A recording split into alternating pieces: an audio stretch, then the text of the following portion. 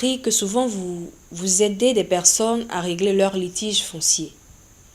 En quoi consiste cette activité? Notre apport donc, dans le règlement des litiges fonciers s'opère à divers niveaux. Vous le savez, je vous l'ai dit tout à l'heure, que nos agents, les agents du cabinet DIVA, ont une forte expérience de la gestion des litiges fonciers. Nous-mêmes, nous avions été directeurs du contentieux. Donc nous avons une bonne expérience dans la gestion de ces litiges-là. Et au niveau des litiges fonciers, la gestion des litiges fonciers, certes, obéit à des règles de droit, ça c'est le côté des avocats, mais surtout de nous, de notre côté, ça obéit surtout à la stratégie de gestion de ces litiges-là. Alors, quand des personnes ont des litiges sur des terrains, ils viennent nous voir, des hommes de l'art ont des litiges sur le terrain, ils viennent nous voir, et la petite expérience que nous avons, nous mettons à leur disposition ou à la disposition de leur avocat pour pouvoir permettre donc de sauvegarder les intérêts donc de nos clients. Et c'est ce que nous faisons. Pour être plus clair, nous avons une maîtrise des causes des litiges fonciers. Nous avons une bonne maîtrise des moyens de règlement des litiges fonciers. Et nous avons une bonne maîtrise donc des raisons qui peuvent faire une telle ou telle autre personne, n'est-ce pas, pourrait succomber à une procédure. Dans certains cas, nous intervenons, j'allais dire même généralement, nous ne nous substituons pas à l'avocat ou au conseil juridique. Nous intervenons comme l'enquêteur, n'est-ce pas, de l'avocat qui a le dossier de litige foncier, s'il nous demande ou si son client lui dit de nous demander d'intervenir. Voyez-vous, je peux vous donner une illustration parce que je sais que vous allez parler d'illustration pour aller un peu plus vite.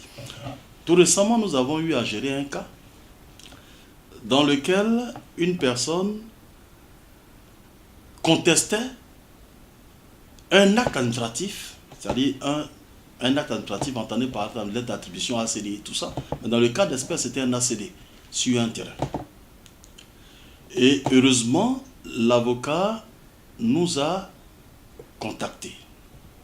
Et quand l'avocat nous a contactés, nous avons analysé le dossier, nous avons mené nos diligences conformément à l'expérience que nous avions de la gestion donc des litiges fonciers.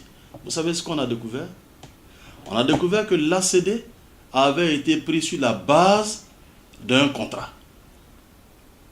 Et quand nous avons fait les diligences, nous nous sommes rendus compte qu'à la date du contrat, qui a servi de base à l'ACD, le cédant était mort, était décédé, j'allais dire, 3 ans avant. Donc nous avons trouvé le certificat de décès, nous avons mis à la disposition de l'avocat. Donc de façon à ramasser, dans le cours des procédures, quand j'entends procédure, je parle de procédure judiciaire, nous ne nous substituons pas à l'avocat, mais nous mettons à la disposition de l'avocat des éléments tirés à partir de notre expérience, tirés à partir des diligences qui doivent être faites en cas de litige foncier. Et ces éléments-là, nous mettons ces éléments à la disposition de l'avocat. Maintenant, l'avocat peut nous demander, pour avoir été le représentant de l'État devant toutes les juridictions en matière foncière, l'avocat peut nous demander nos avis sur un tel ou un tel autre litige. Dans ce cas, nous mettons à la disposition de l'avocat les moyens que nous aurions pu évoquer ou bien invoquer devant un tribunal, et il appartient à l'avocat d'apprécier donc leur pertinence, de les prendre ou de les rejeter.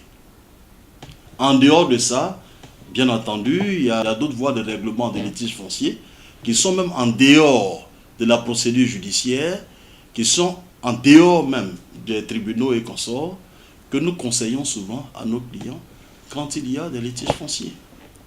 Voilà, donc voici un peu, madame, ce que nous faisons à ce niveau-là.